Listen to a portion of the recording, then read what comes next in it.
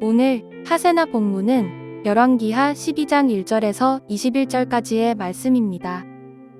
예후 제7년에 요아스가 왕이 되어 40해 동안을 예루살렘에서 다스렸다.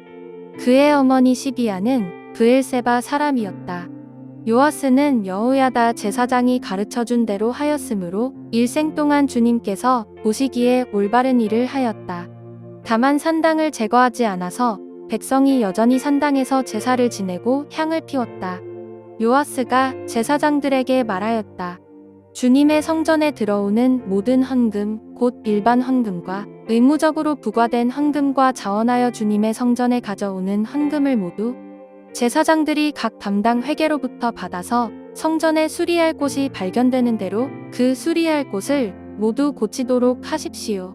그러나 요아스가 왕이 된 지 23해가 지나도록 제사장들은 그 성전에 수리할 곳을 고치지 않았다. 요아스 왕이 여호야다 제사장과 다른 제사장들을 모두 불러서 그들에게 말하였다. 어찌하여 아직 성전에 수리할 곳을 고치지 않고 있습니까? 이제는 더 이상 담당 회계로부터 돈을 받아 두지 말고 성전을 수리하는데 쓰도록 직접 넘기게 하십시오. 제사장들은 이 일에 동의하여 제사장들이 백성으로부터 돈을 받거나 성전을 직접 수리하거나 하는 일을 하지 않기로 하였다.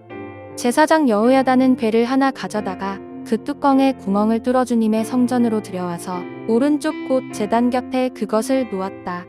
그래서 문을 지키는 제사장들이 주님의 성전으로 가져오는 모든 헌금을 그 괴에 넣게 하였다. 그 괴가 헌금으로 가득 찰 때마다 왕실 서기관과 대제사장이 와서 주님의 성전에 헌납된 헌금을 쏟아내어 계산하였다. 계산이 끝나면 그 헌금은 주님의 성전 공사를 맡은 감독관들에게 전달되었고 그것은 다시 주님의 성전을 수리하는 목수들과 건축자들에게 지불되었고 또 미장이와 석수에게도 지불되었으며 주님의 성전을 수리하는데 드는 나무와 돌을 사는 데와 그 밖에 성전을 수리하는데 필요한 경비로 쓰였다.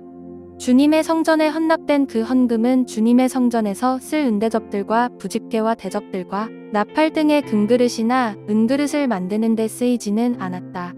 그 헌금은 오직 일꾼들에게 주어 그것으로 주님의 성전을 수리하는 데만 사용하였다. 또 돈을 받아 일꾼들에게 주는 감독관들에 대한 회계 감사를 하지 않았는데 그것은 그들이 성실하게 일하고 있었기 때문이다. 그리고 속건제와 속죄제에 바친 돈은 주님의 성전의 수입으로 계산하지 않았다. 그것은 제사장들의 몫이었기 때문이다. 그 무렵에 시리아 왕 하사엘이 가드를 공격하여 함락시켰다.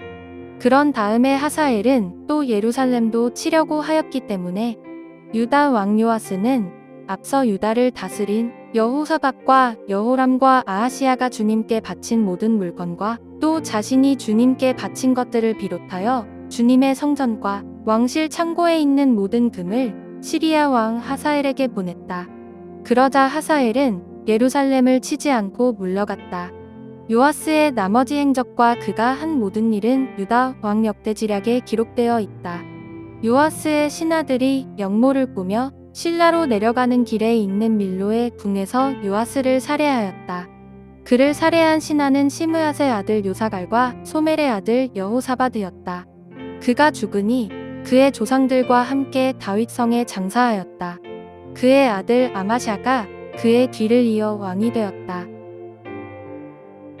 열왕기하를 보면 정말 좋은 왕 같기도 하지만 결국 산당을 없애지 못하여 완벽히 하나님의 마음을 시원케 한 사람이 참 드문 것을 보게 되며 때로는 아니 그 산당을 그냥 없애면 되지 왜 바알 신전을 무너뜨리면서 산당을 없애지 못하는가 라는 질문이 들기도 합니다.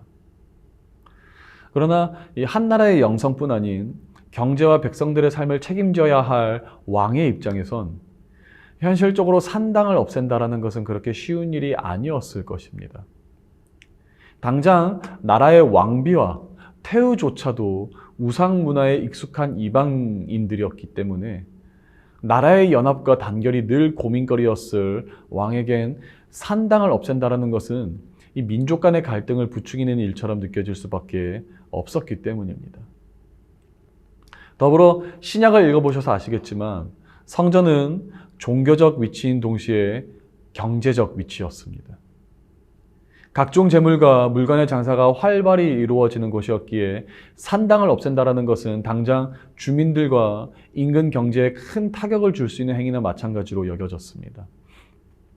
다시 말해 여호와를 사랑하는 왕으로서 나라의 종교적 혁명을 일으키기 위해 산당을 모두 제거하려 하여도 혹시나 이로 인해 반란이 일어나지는 않을지, 혹시나 이로 인해 굶어 죽는 사람이 생기지는 않을지 왕의 입장에선 굉장히 고민이 됐을 것입니다. 만약 사랑하는 성도님들께서 한 나라를 통치하는 왕이었다면 산당을 어떻게 하셨을 것 같습니까? 현실적으로 봤을 때 참 쉽지 않은 고민인 것이 사실입니다. 그러나 동시에 우리에게 어떤 희생이 따를지라도 하나님의 말씀을 순종할 수 있는 믿음과 또한 그것을 실행해낼 지혜가 필요한 것이 분명해 보이기도 합니다. 더불어 오늘 본문에서는 헌금에 관련하여 말씀도 합니다. 요아스는 성전의 수리가 필요한 것이 보여 제사장들에게 헌금으로 들어오는 일부를 잘 분배하여 성전 수리에 사용하라고 지시하지만 23년이 지나도록 이것이 이루어지지 않습니다. 따라서 요아스는 성전 수리를 위한 재정을 따로 저축하기로 결단하는데 그 방법이 상당히 세부적으로 나누어집니다. 성전으로 오는 성도들로 하여금 성전 수리 헌금을 따로 하게 지시하였고, 성전 수리를 위한 헌금 계수는 왕실 서기관과 대제사장이 했지만 계수 이후에는 모든 재정을 성전 공사를 맡은 감독관들에게 전달하여 성전 내에서 필요한 은대접 같은 부속품들이 아닌 당장 시급한 나무와 돌과 같은 재료를 구매하는 경비와 더불어 공사를 진행하는 인부들의 임금으로만 그 예산을 사용하도록 제정합니다. 동시에 제사장들에게 돌아가야 할 몫은 따로 구분하여 속건제와 속죄제에 바친 돈, 즉 레위기 5장에 나오는 말씀에 기반하여 피의자가 피해자에게 보상하는 총 금액의 5분의 1만을 받는 것으로 예산을 새롭게 수립합니다. 오늘 말씀을 통해 우리를 위한 하나님의 말씀은 성전은 성도의 헌금으로 운영되는 것이라는 사실입니다. 따라서 성도는 성전에 부족함이 없도록 기쁘고 관대한 마음으로 헌금해야 합니다. 그러나 교회는 이 헌금을 주먹구구식으로 필요에 따라 계획 없이 허투루 이 재정을, 이 헌금을 사용해서는 안 됩니다. 물론 상황에 따라 헌금은 경제적 도움이 필요한 어려운 이웃을 위해서도 사용이 되어야 하지만 동시에 성전을 수리하는 감독들과 일꾼들의 경비와 임금을 위해서도 적절히 분배해야 하고 사용할 수 있도록 예산을 치밀하게 잘 세워야 합니다. 더불어 제사장들, 오늘날로 치면 교역자들과 교직원들은 돈의 욕심을 버려야 하며 헌금의 한 부분으로 짜여진 정확한 예산으로 그의 몫을 보장받을 수 있어야 합니다.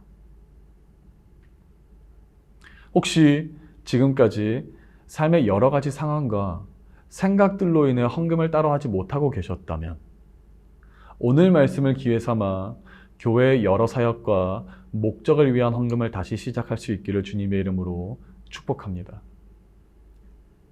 주님의 성전은 오늘 우리의 나눔을 통해 함께 세워가는 것이기 때문입니다. 그리고 교역자들은, 그리고 높은 뜻 푸른 교회는 더더욱이 지혜롭지만 동시에 순결한 마음으로 이 예산을 사용하고 정해진 보수 그 이상으로 탐내지 않고 부름받은 일에 성심이 임하여 무더운 날 얼음 냉수처럼 하나님의 마음을 시원케 하는 일꾼이 되도록 노력해야 할 것입니다. 함께 이렇게 성전을 섬기며 나아갈 때 성전에 무너진 것이 다시 회복되며 교회가 다시 한번 세상 가운데 교회의 역할을 온전히 감당하게 되는 역사가 일어날 줄로 믿습니다. 오늘의 하시조는 자신이 속한 일터를 위해서 기도하는 것입니다. 노사 간의 소통과 협력을 통해 행복한 직장 환경과 문화를 만들어 나갈 수 있도록 기도해 주세요. 오늘의 하시조 함께 하시죠.